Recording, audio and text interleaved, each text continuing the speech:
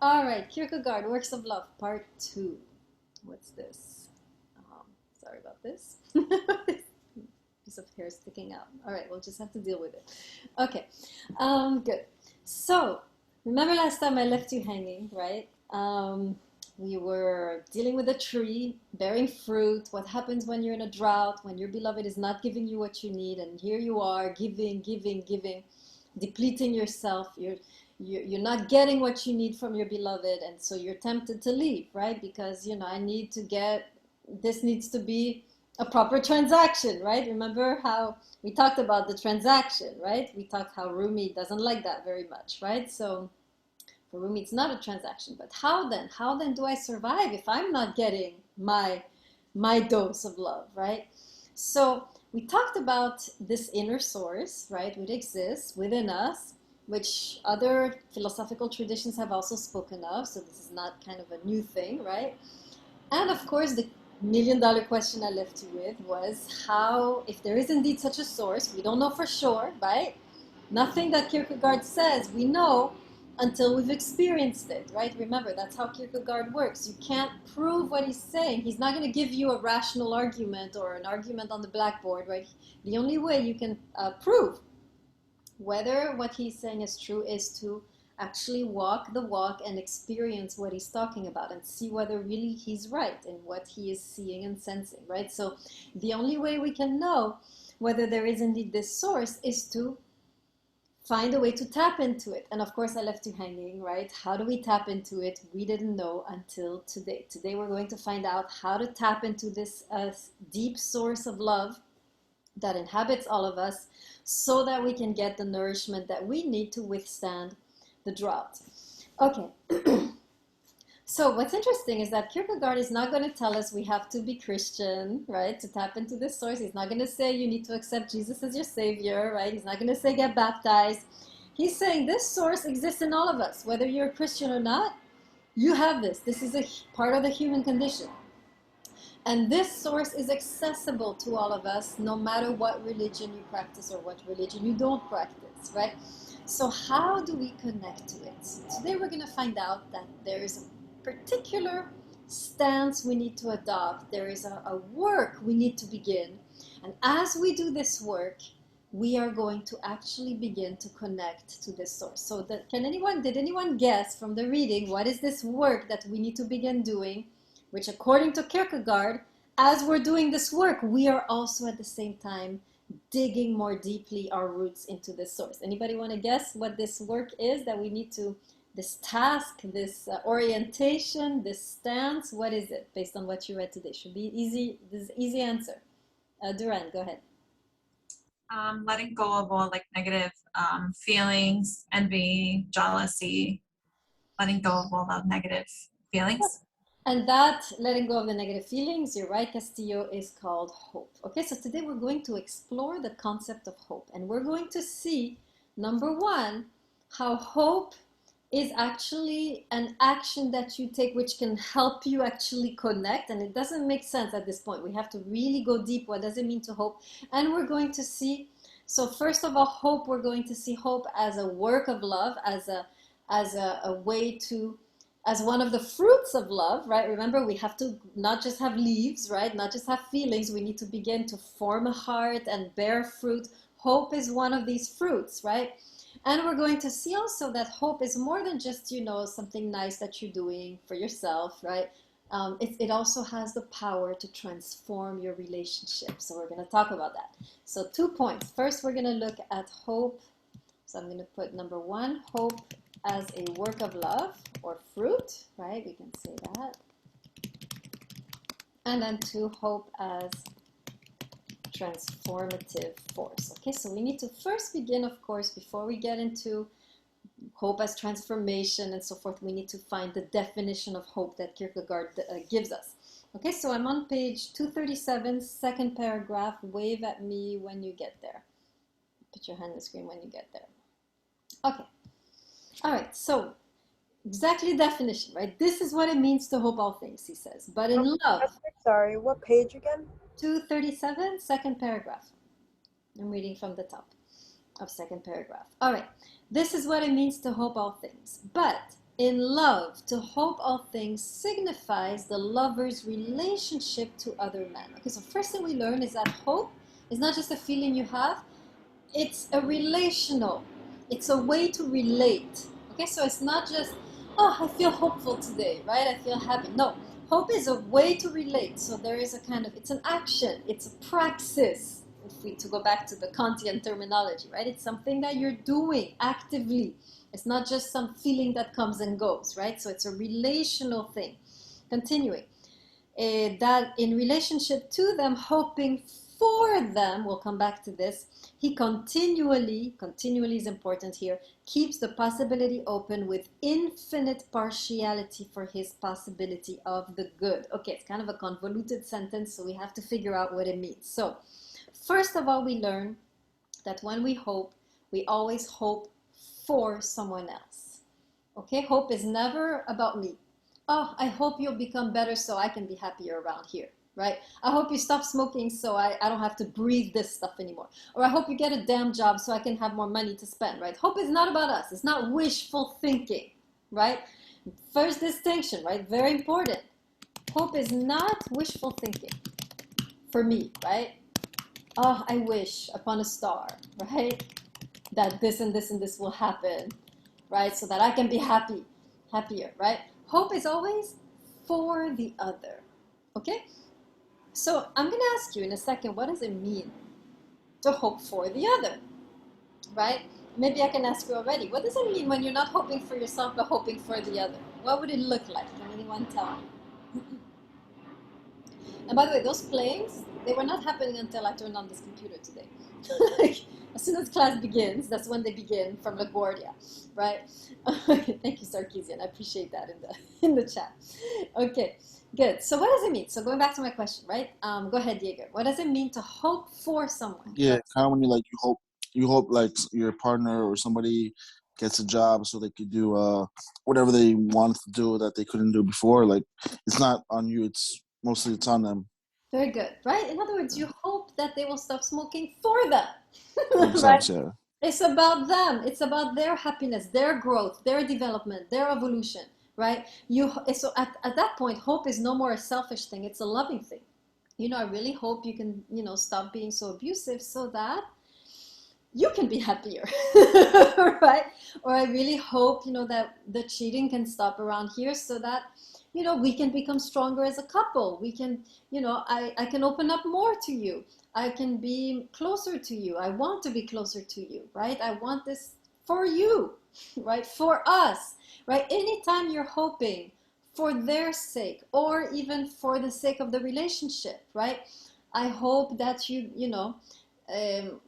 stop being so verbally abusive, right? For example, for you, find what is causing this for you. Why are you like this? Why? I know you're not feeling good when you're doing it, right? And also for us, right? If I'm constantly aggressed, I cannot open up to you like I could, right? For the sake of our intimacy, for the sake of our relationship, let us find what is happening here. Why, right? Is there a way to do this differently, right? So all the time the hope is loving. It's about the other, it's about the relationship, it's about what you would be able to give them if the abuse or the infidelity stopped, right? This is about, I want to love you, right? Okay, so now it continues. So what does it look like, right? I'm still reading the same place. He continually keeps the possibility open with infinite partiality for his possibility of the good. Okay, so let's look at some of those words. Let's look at the word partiality. What does it mean to be partial? When you're partial to someone versus someone else, what are you doing to that person? Sarkeesian, go ahead. You basically just prefer them. Okay, very good. Right, so when he says partiality, he means preference. In other words, you are continuously holding the possibility open with a preference. You're leaning into the fact that the possibility that is open is a good possibility. Let me translate that. Basically, in ordinary language, what he's saying is that when you hope, you're continuously focusing on the good in the other person. That is exactly what he's saying here. Continuously focusing on the good in the other person. Of course, there's bad there too, right? But there is always good too often we forget that because we're so focused on the bad, right? So he's saying we continuously, and by the way, this good might not even be real. It might be just a possibility. So let me rephrase that. Continuously, because sometimes not even, he hasn't even developed this good yet, or he or she, right? Continuously focusing on the possibility of the good in the other person, right? In other words, sometimes this good hasn't even yet developed, but you sense the potential in the other person. In other words, hope is seeing all the potentialities and possibilities that are still, you know, dormant, sleeping in the other person, and that you sense are there and could awaken and develop and give, you know, create this new person, right? Still the same person with their own possibilities, right? You're not changing them into something else, right? So hope, in fact, is this ability to see what no one else sees. That's really what he's saying, right? Ability to see what isn't there yet, right? Ability to see what others don't see. Right? This is why you should never, by the way, when you have a problem with your spouse or whatever, your partner, never go to your friends. Never go to your family, right? You don't, because they don't see what you see. Unless they love the person, unless it is a family member or a friend who loves your partner, then you can go to them, because then if they love, they will see what you are seeing. But if they don't have any love, right, they cannot see these possibilities that you are seeing, right? So very often we see more deeply than what our friends see, our family members see. This is why they tell us your love is blind, right? Have you ever been told your love is blind, right? Actually, it's not blind. You are seeing on a much deeper level. Why? Because you are loving, and love expands your vision, right? One of the qualities of love, one of the consequences of love is the ability of seeing more. There's an expansion of your vision, of your intelligence, right? When you love. This is a fact. I'll just give you an example. Think of all the classes you hated and all the classes you loved. Which ones did you do better? Which ones were you more intelligent? The classes that you loved, right? So when you love something, or you love a topic or a subject, or you're always more expanded. You see more, you understand more. So only the eyes of love, right, can hope. Only the eyes of love can see these possibilities, right? And so to hope is not just to see them, but to sustain that vision. That's what is difficult sometimes. In other words, you discipline yourself to keep on seeing those things. That's why we have the word continuously, right? So to hope is a discipline, right? You, in a way, when this vision is not easy, right? Of the possibilities, right? Is not easy. You have to, you know, kind of discipline yourself to maintain that vision, to sustain that vision, right? It's hard to talk and write at the same time. Okay, so I saw a quick question. Sarkisian, go ahead. Yeah, I just wanted to say that really resonated with me what you were saying, because, for example, like me and my girlfriend, we used to complain about each other to our own friends, right? And then what we saw eventually, what was happening is that, like, each of our friends hated the other person, and part of why we realized why is because, like, they only ever heard the negative things, so they're like thinking like, oh, this person's so horrible, right? But it's like, no, they're getting the wrong perspective, because we only talk about our, like, relationship when it's something negative. We don't mention any of the good stuff. So yeah. Exactly. And also when you do that, you kind of water the seeds of badness in your partner, right? You're constantly talking about how they're this, how they're that, and you yourself start to believe it, and you lose the vision of all of the good that is still perhaps even just dormant, just sleeping within them, right? But if you're seeing it, it's there, right? Kierkegaard is saying you're not blind. You are, what's the word? Psychic. You are extra lucid, right? People say you're blind because they can't see. Why? Because they don't love. As soon as you love, you see things that no one else will see. And you need to trust that vision, and you need to sustain that vision, and you need to protect that vision and nurture it, right? And we'll see why in a second. Okay? Everybody clear on what it means to hope? Put your hand in the screen if you're following me. Okay. Now, by the way, you should be reminded of a quote from Rumi here. We studied a passage in Rumi that is exactly that. Can anyone remembers this quote about the ocean? Who can? Now we have a nice explanation of it. Who remembers the quote from Rumi about the ocean and where this ocean was? Gallagher, go ahead.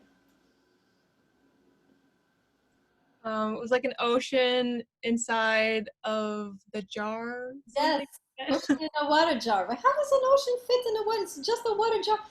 Yes, Kanai, very good. A world within a world. Same idea, right? When we love, we see the ocean within the water jar, whereas everyone else just sees the water jar. And they're like, ah, this tiny thing full of, what do you see? I don't see anything. I see an ocean, right? Where you see just a water jar, I see an ocean. This is hope. This is the powerful vision that comes up when you hope or when you love someone, which is the same. When you love someone, you begin to see everything they could be and that they could become, everything that the relationship could become, right? And that's seeing the ocean in the water jar, right? Or the world within a world that other people don't see. Okay, so now let's talk a little more about hope, right? Because, okay, that's nice. We see the potential, but how does this help my relationship? Is it enough to just see this person is such a mess, right? How does it help the relationship to see this, right? Is this, why should I do this? What's in it? How is this going to help, right? We often wonder, we often make fun of people who have these kind of hopes, right, for the relationship. We're like, they're delusional, right? They're just fooling themselves. This is not going to help them. They should be more realistic, right? So let's look at hope as a transformative force, right? What we're going to learn now is something extremely interesting, which is very non-Western, yet you'll see that it makes sense. But we're going to see how powerful this vision of hope can be, right? There's a power in the way you see things. There's a power in the perspective you choose to have. And we often are not aware of this. So we're going to talk about this a little bit. So first we can look at, there are two ways to look at hope as a transformative force. First, we can look at the psychological, right, argument, and then we can look at how Kierkegaard does this at the metaphysical argument, right? So just on the psychological level, you can see how this is true, right? Do you remember the woman in the Song of Songs, right? This guy is cheating on her. What does she do? What does she say over and over again? Anybody remember? That was a test question. Hopefully you remember. He's in the field of lilies. He's in the lilies. What does she say? I think Gallagher, you had your hand up. Was it my lover is mine and I am his, but it changed a little bit each time. Yes, but basically the same idea. He's in the lilies and she sees it, right? She's not stupid, right? She's seeing him, and yet here she is, like a mantra. My beloved is mine and I'm his. My beloved is... What is she doing? Is except to hope, right? This is hope right there in action. Where he is cheating, she sees the potential for fidelity in this man, right? She sees him playing the field, and at the same time, she also sees within him the seeds of fidelity, of faithfulness, and she nurtures this vision of what she is seeing in this man, or what she's seeing for the relationship, right? This is my beloved is mine and I am his. She's talking about a relationship, the potential. She's seeing this, and she's affirming it, and what happens in the end? To this guy, where does he end up? With the lilies or with her? With her. Okay, very good, right? So we can see already in this text, right, how her vision created a reality. We have the power to create reality through simply shifting our perspective. You want to shift your reality, shift your perspective. Shift what you see, and your reality will change, right?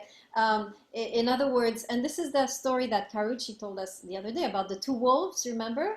Each person has a wolf, bad, good, and which they're both equal, and which wolf wins, which one is stronger, the one you feed, right? So if to the degree that you're feeding the good in the other person, they will rise up to the occasion. And to the degree that you feed the bad in the other person, they will sink to the occasion, right? So your perspective, what you see in them, what you tell them about them, is how they will, right? It's a human being is like a plant, right? It goes where the sun goes, where your gaze goes. Your gaze goes here, human being goes there. Your gaze goes there, human being, right? If your gaze sees the good, human being, growth of the good. If your gaze sees the bad, the growth of the bad, right? There is a power in the gaze, in the vision, to make things awaken, right? It's as though your eyes are like sunlight. Whatever you're looking at grows, right? Let me write, this is a nice beginning of a poem, right? Your eyes are like sunlight, right? Wherever you look, it grows. If you're constantly looking at the bad, being miserable, complaining, criticizing, this will grow, right? Whatever you're complaining about will grow. But if you begin to discipline yourself to focus on the good that is not even there yet, that is potential, possibility, as you gaze into this, it will begin miraculously to grow. This is the power of hope, right? The power of the gaze of hope. Let me give you another example. This is very typical. They've done experiments like this. I think I remember reading something about, I hope I get it right. So there was this was elementary school, and they made them all take some kind of IQ test or whatever, and then they, based on the IQ test, they picked the most brilliant students, and they told the teachers, give them special treatment because they're brilliant, and we don't want them to be wasted over here with the masses, right? You need to make sure these are genius students. You need to know this. So a bunch of students ended up in the Genius Cohort, right? Teacher was focusing on them, and they were doing amazing, right? They were like, wow, top of the class. They were indeed, right? The psychology test was right. They were really the best of the best. They were succeeding. They ended up all becoming, success stories, right? Few months or years later, the psychologist who gave the test reveals what the test was really about. Anybody knows this story? It's so much fun. Nobody has heard of this? Yeah, Gonzalez, what was the test about ultimately? Ultimately, they found that the perspective that the teachers had, given that certain students had performed well in the test, those teachers focused on those students, and their performance was better because of it. The person who gave the test from Harvard eventually told the faculty that the test was BS, and that the students who performed well were just the students that he arbitrarily said performed well. Yes. It was, in fact, the teachers' love, the teachers' hope for the students that manifested itself in their positive performance. Yes, excellent, right? Absolutely, the test was BS. They picked random students and said, you're the Genius Cohort, and they could have been horrible students. They were all in the Genius Cohort, and they were told they're geniuses, number one, right? The gaze. And then the teachers give them special treatment, and they grew under that gaze. So this is a very clear example of how the gaze of hope can actually foster the growth of something that not even there at first, right? You can actually cultivate this good by just gazing at it, highlighting it, talking about it, telling the other person, I see this in you, right? This, like sunlight, the person will begin to blossom under your gaze, whatever your gaze tells him. Sarkeesian. This reminds me a little bit about as well. There's this study, right, people have done about how depending on which kind of outfit you wear, you actually kind of change like your own confidence level and perception of yourself, right? For example, right, like legitimately, like a lot of people like feel smarter if they put on a doctor's coat. You know what I mean, right? Or like you see someone in general as well, from the outer perspective, someone's wearing a doctor's coat, you see like authority in them, you immediately like see them as smarter, regardless of how they, them in general, right? So right. The outfit really like kind of makes the person sometimes. Yeah, absolutely. You can really influence reality with your gaze, right? That's what we're learning here. Now, Kierkegaard is going to give us now the backstage, what is really happening, right? Why this is so transformative. So before we get there, let's listen to Castillo. Castillo, question? Yeah, would you say like hope is kind of like manifesting in a way? Yes, absolutely. Right? You can use that word hope, you can manifest in the other person what you see. If you see the bad, you will manifest the bad. If you see the good, you can also manifest the good, right? Let's look at Kierkegaard says this actually very clearly in a passage on 238. Look at the second paragraph of 238. Put your hand if you're there. Okay. Good. So he says this, right? He's talking about the two ways of looking, the look of despair, the look of hope, right? So he says this. It is possible, says despair. It is possible that even the most sincere enthusiast becomes weary, gives up the struggle, sinks, right? It is possible even the deepest believer abandons faith. It is possible that the most burning love at some time cools off, right? So this is the look of negativity, right? You see all the bad that could happen. And it will happen. And it's true, it could happen. Kierkegaard acknowledges, you're right, it could happen.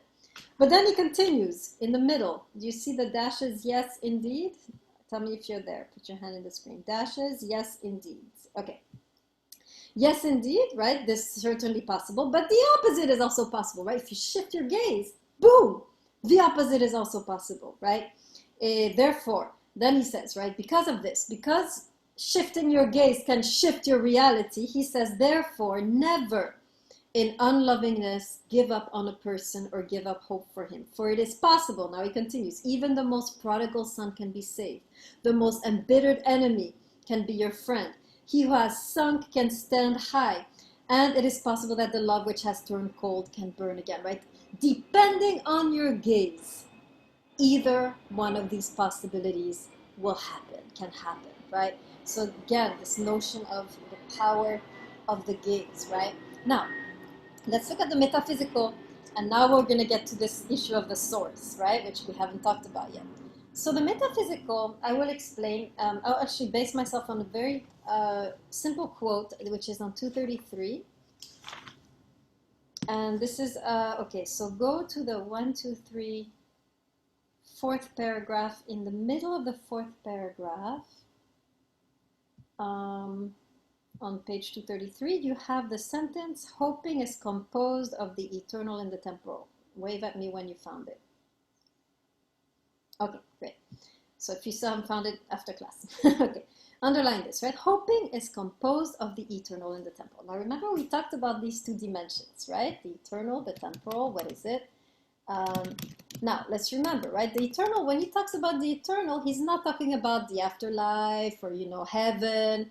He's talking about this deep dimension, right? Beyond this deep dimension, which is hidden within the physical, right? This metaphysical dimension, which he also calls in other passages the source of love or even God, right? So this eternal is this divine dimension within us, is this deeper dimension within us, which is actually the source of all love or God or and so forth, right? So he's not talking about something afterlife, he's talking about something within you, right? The eternal is within us. The eternal, what is the eternal here? It is simply another word for this, the hidden source of love that we talked about last time, right? And then the temporal, of course, is your situation. What you see, right? What you see, what is obvious, right? So in other words, there are two dimensions in life. There is the hidden source of love, and then there is the life, your situation, the difficulty, the crisis you're in, right? Now, when he says that hope is composed of the eternal and the temporal, he's saying hope is what connects the two dimensions. If you're just in the temporal, you're just in your situation, in your crisis, and you're not connected to the eternal, you're going to go crazy, right? You're going to be burnt out, you're going to be angry, you're going to be resentful, you're going to be tired, you're going to be weary, hopeless, right? So he's saying hope is actually what gets you to go deeper into this source of love. Basically what he's saying, as you practice hope, as you practice this loving gaze on the other person, something within you begins to tap into this deeper source.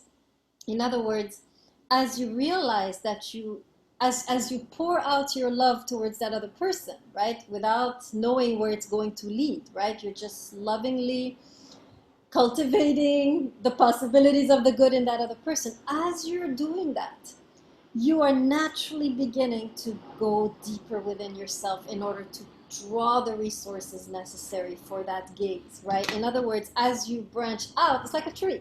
As you branch out, your roots go deeper.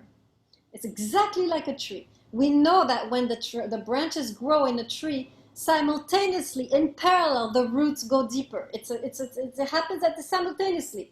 So as you grow in love, as you expand your capacity to love, you can be sure that you are digging deeper into yourself and accessing finally this deeper layer of love that you didn't even know was there. So in doing, you start to, so as you're practicing hope, you start to connect to that deeper. And now you have communication between the eternal and the temporal. As you practice hope, you will find that you are nourished yourself by that very hope. As you practice love, you will find that that love itself that you're casting on the other person is nourishing you. This is the paradox. As you give love, you're going to feel like you're receiving love. It's your own love, right? You are nourished by the love you give. This is what he's saying. We are nourished by the love we give. Now, you will tell me, but no, I was loving before and I felt depleted. It was not love, right? You were trying to be loved. You see the difference? When you're trying to be loved, and so you're acting loving, so you'll be loved, yes, you'll get depleted. But when you truly love, when you have completely lost a sense of you, right? When you're all about hoping for the other, when you're pouring yourself towards the other, that's love. And that love, as it passes through you, nourishes you simultaneously. Are you following what I'm saying? The difference between loving and trying to be loved, right? Put your hand on the screen if you're with me. Right? Okay. Right? Most of us, why we get depleted? Because we didn't really love. We were trying to be loved. And so to be loved, I'm going to be nice. I'm going to try this. We're going to go to therapy. I want your love. We're going to try this. And because your goal is not to love. Your goal is to be loved. As long as your goal is to be loved, you'll get more and more depleted. The moment you shift, my goal is to love, and just pour out into this relationship and hope for you, you will, all of a sudden, something in you will open up. That's what I'm saying. Right? As you shift from wanting to be loved to simply loving, something within you will open up. And you will sense this flooding, which nourishes, of course, the relationship and simultaneously nourishes you. You've opened up something within yourself, which not only nourishes everyone around you, but nourishes you. Right? To hope, to really love, in other words, to really love, to hope for the other, or to truly love someone, right? It's not about you, right? Open something within you, which was locked up. And as this is opened, right, you have like a what do you call it? Like an influx, right? There's a kind of strong, like a river of love comes out. I don't know. I'm feeling poetic today, right? Which nourishes everyone, which nourishes you and the other. Now, most of you are thinking, what in the world is the professor talking about? Right? Probably because most of us haven't experienced this. It really takes, this happens only when you're desperate to make the relationship work, and when something just breaks within you. In terms of your ego, right? You're so desperate to love that all of a sudden you turn entirely towards the other, and this thing opens up, right? The moment you shift, right, from I want to be loved to I'm just going to love you, and just I'm gonna get off the fence and just pour myself into this relationship and do what it takes to make this work. The moment you shift, right, into the realm of hope, into this realm of I'm going to cultivate the good and I'm just going to labor at this until I die, right? That moment releases something within you. And at that moment, you have so many resources are going to come up for you, right? Both within yourself and outside of yourself. You're going to stumble on the right book. You're going to overhear the right conversation. You're going to feel the strength. You're going to have the wisdom to know what to do and when and how, right? This is what the eternal will be released within you. This is extremely powerful experience, right? But it's only given to those who truly love, right? Only once you've shifted to, I'm just going to do what it takes to help this child, not just your beloved, this child, or to help this student, or to help my partner, right? To love my partner. At that moment, something ruptures within you, and this influx of the eternal starts to pour out of you, simultaneously nourishing you, right? Okay, Castillo, sorry. Go ahead, get a question. So like, do you ever, like, can you ever stop loving a person? Like, say you truly loved someone and then things didn't work out, so you guys break up. Can you ever, like, stop loving that person? So he says this, right? Infinitely, right? We have this in the quote that I gave here on page, go back to page 237, right? He continuously keeps the possibility open with infinite. In other words, this type of love, once you've released it, you love them beyond the divorce, beyond their remarriage, beyond, right? This is a love which, I mean, of course, it changes from romantic to maybe friendship or whatever, right? But once you have released this love, it never changes, right? So this is the ability to love someone beyond the betrayal, right? Beyond even the separation. But also this is the kind of love that can help repair your relationship, right? If it's still possible, right? So this is, I mean, I sometimes I'm just so amazed at the power that we have within ourselves to heal our relationships, our families, our world, and we don't even know it's there. We are actually superheroes, and we don't even know we have this power. Why? Because we never make the shift. We never have the audacity and the chutzpah and the grit to shift to loving someone without thinking of myself. We are always too attached to I need to protect myself. As long as we're thinking, I need to protect myself, we will never reach our superpower, right? The superpower comes to us when we have let ourselves, like when we have left ourselves behind and we are totally invested in the other person and in the relationship, right? At that moment, that thing will explode within you. And we sadly remain completely separated from our superpower because we never have the courage to truly love, right? Let me write this down, right? We remain sadly, right?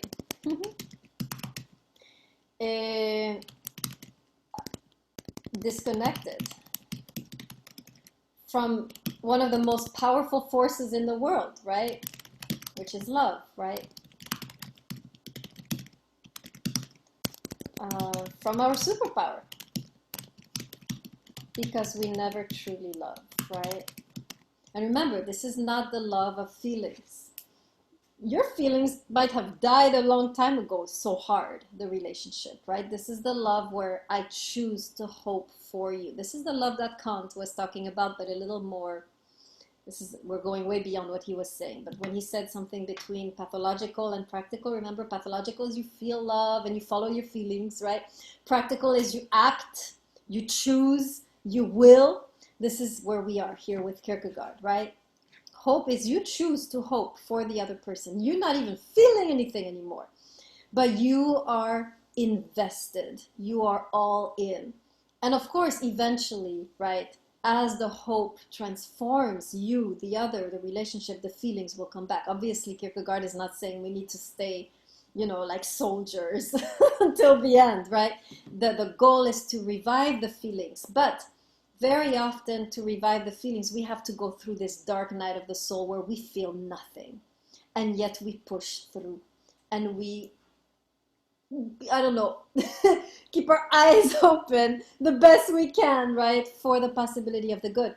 Unless you're willing to cross this desert with no feelings, nothing, and you're just pushing through, you don't even know why anymore, you will never tap into your superpower, right? This is only opened to those who have made that switch, right? Any questions on this or concerns? You guys should be, elated. I don't see any elated faces. You guys should be like, wow, I have superpower. Right? I'm not seeing like the wow faces. Like, put on your your wow faces. Okay, good. Right. Again, right? What I'm saying here, obviously, most of us haven't experienced yet, right?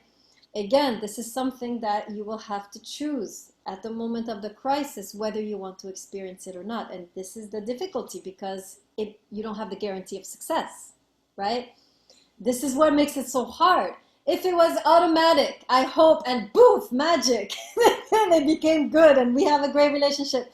But then it's not hope anymore, right? It's vending machine, put a coin in, right? The beauty of the hope is that it's done against the backdrop of uncertainty.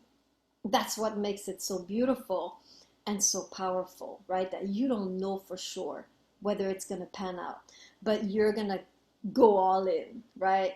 No matter what, you're just going to do this. It's like the bird flying, right? Or the fish going into the sea that we saw with Rumi. There are no guarantees of success.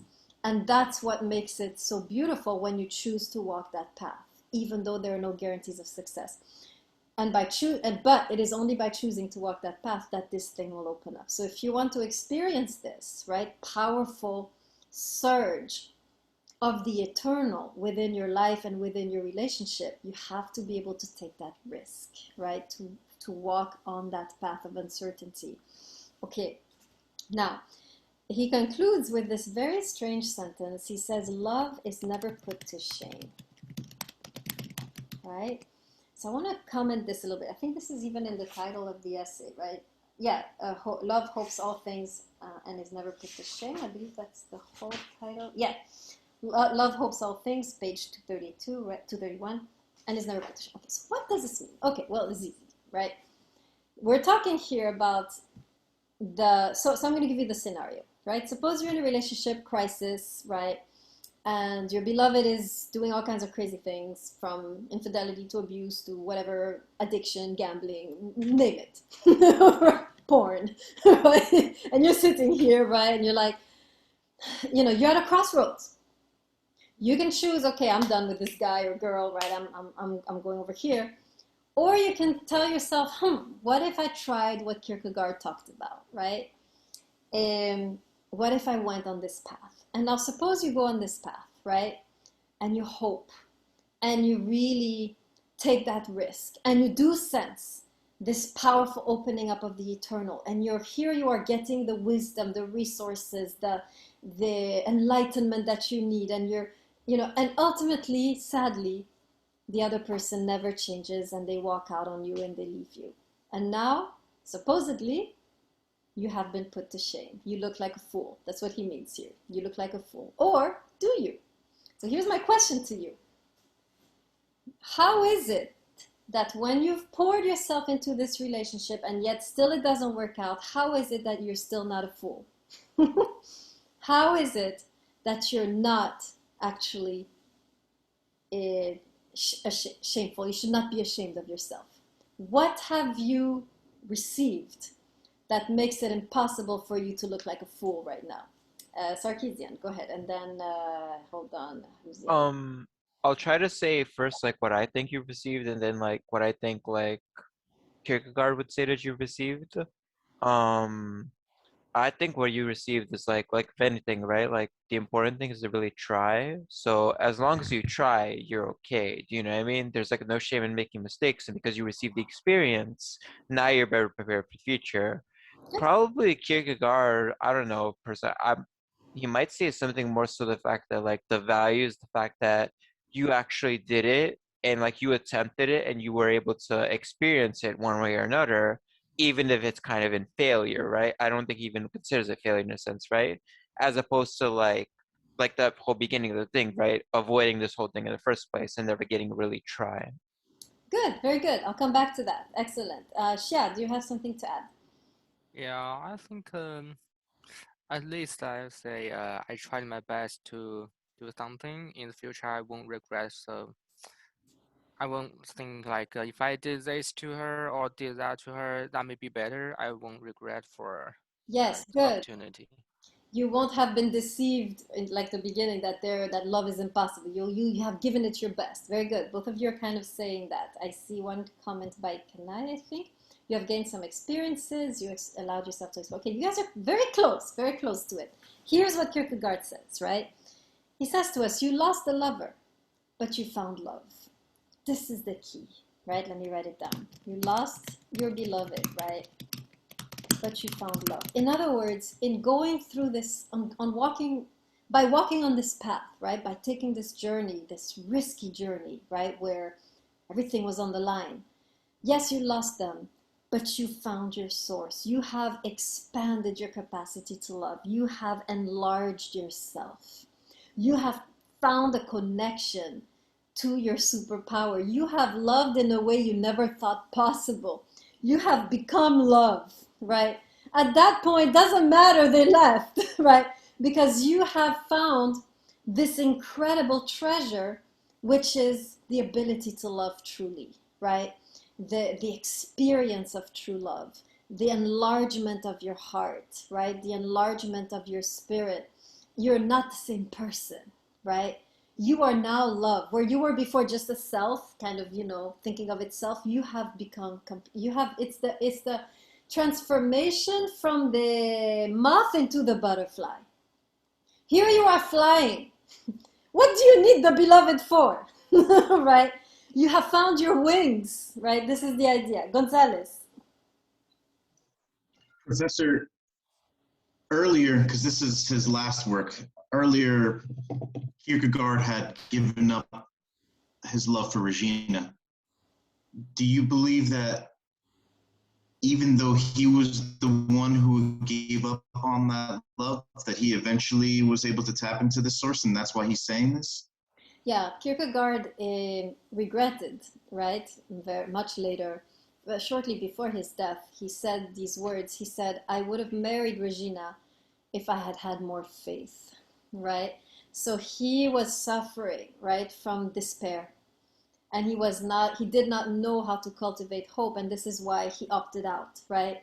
He was one of those people he mentions in the beginning of the last reading who was deceived into thinking love is not possible, right? That's why he talks about that person, right? Worst is the one who is deceived to think love is not possible than the one who is deceived into hoping love is possible, right?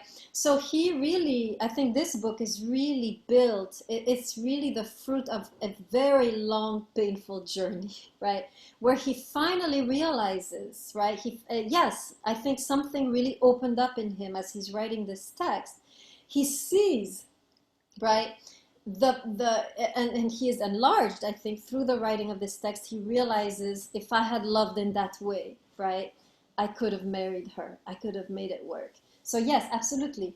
He definitely, we can sense through his writing that he has tapped into this source, right? He has learned through the pain, not through the marriage, right, but through the separation, which is also love, right? When you suffer from the separation, this is also a love journey, right? He has learned through this journey this vision, right? He has received this vision. Does that make sense, Gonzalez? Okay, good. Any other questions before I conclude?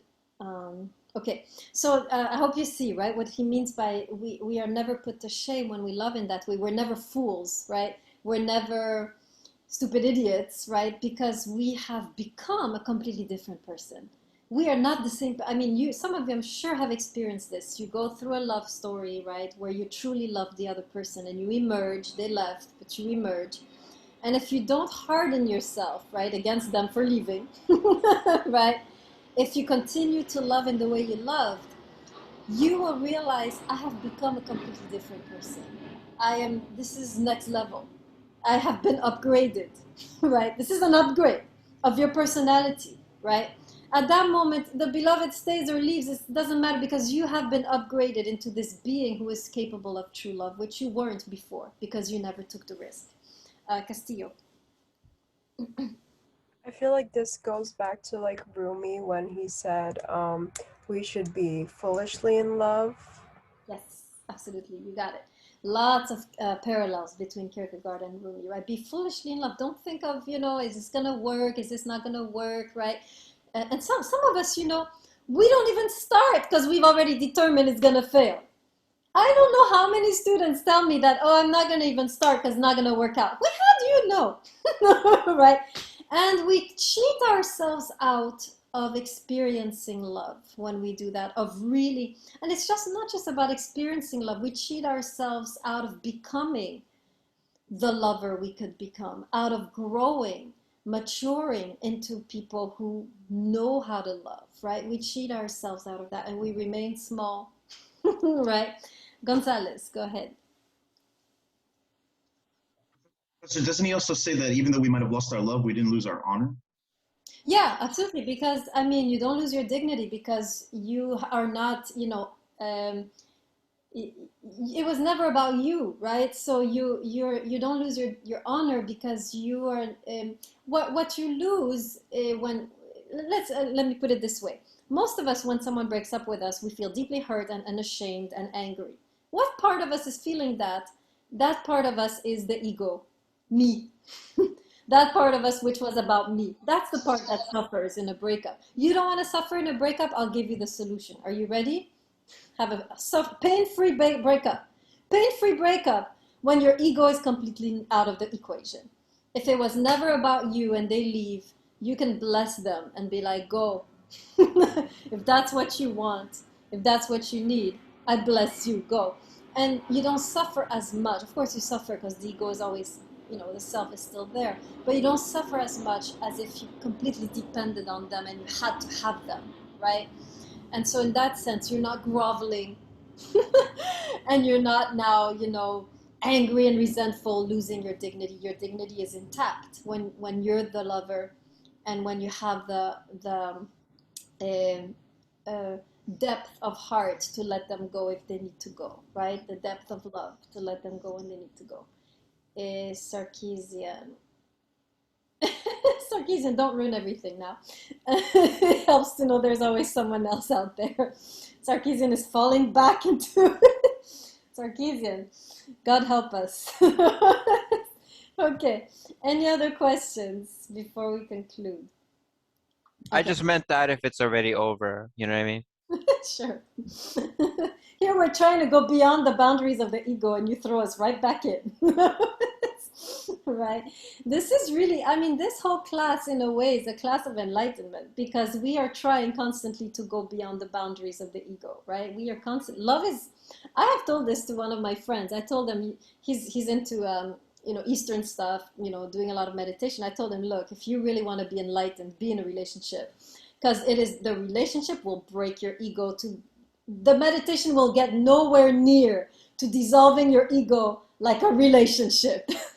Right? So if you want to have this is being in a relationship and pushing through and persevering in a relationship, in my view, is the highest path to enlightenment because it's the most efficient path to dissolving your ego, as Rumi said, right? What is love? Dissolving the will. If you want to dissolve your ego and reach enlightenment, be in a relationship. That will get you there. Okay, good. What do I want to say? Good. So you can see now Kierkegaard, right, is this is not easy, right? What he's telling us to do. But again, he's not telling us to do it, right? This is an option among others, right? When you're at a crossroads, you're always the one who decides what you want to do. And sometimes, honestly, love will prescribe that you leave, right?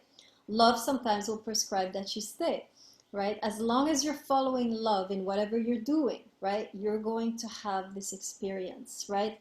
As long as what you're doing is coming from an intention of love, this is the right path for you, right? And sometimes, right, because too often we make decisions based on fear, right? Fear of suffering, fear of, the unknown and so forth. And so we make decisions based on fear. Kierkegaard is telling us, no, align yourself with love, right? Always make your decisions from a place of love.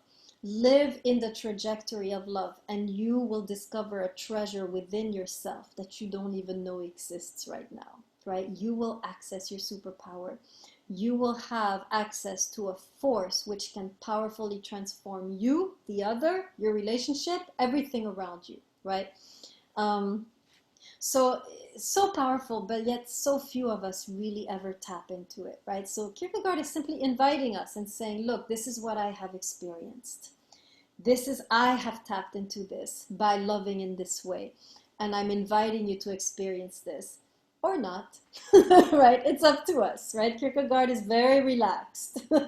All he's doing, again, right, is opening up dimensions of being, and we choose which journey we want to take, right? He's not going to tell us, you have to love in this way.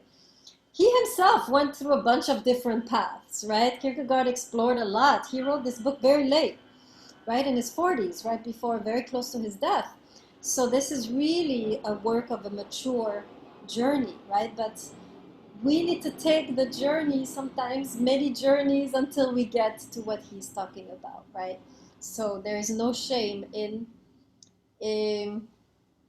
taking many different paths, right? There are many ways to get there. So, but this is a particular path that he found, and that he is saying, this is what you will have if you follow this path, right? Okay.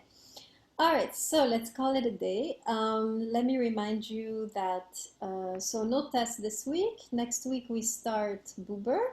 So of course you need to listen to the introduction. It's always the same thing. Listen to the introduction, read the text, or do the audio question, read the text, do the reading assignment. Do I still need to put this stuff on Blackboard? Who needs this stuff? That I put the assignment on Blackboard. Put your hand if you need this. I just feel like the people who weren't here in class today will need it. There's like 10 of you missing. So I'm still going to put it in Blackboard. Okay, guys, I'm going to stop the recording.